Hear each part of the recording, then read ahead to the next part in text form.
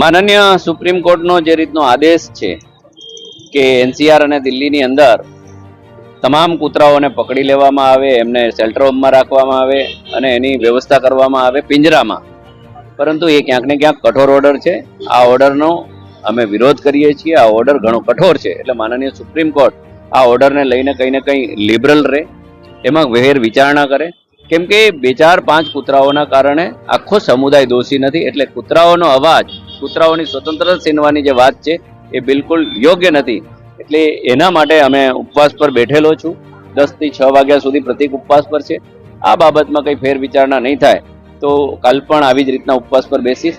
કેમ કે કરોડો જીવદયા પ્રેમીઓ આ બાબતમાં વિરોધ દર્શાવી રહ્યા છે. મારું પણ ગાંધી ચિંધ્યા માર્ગે કાનૂનન અમને જે પેલું મળ્યું છે એના ભાગરૂપે હું પણ આ કૂતરાનો અવાજ સુપ્રીમ કોર્ટ સુધી પહોંચાડવા માંગુ છું ને ઉપવાસ પર બેઠો છું.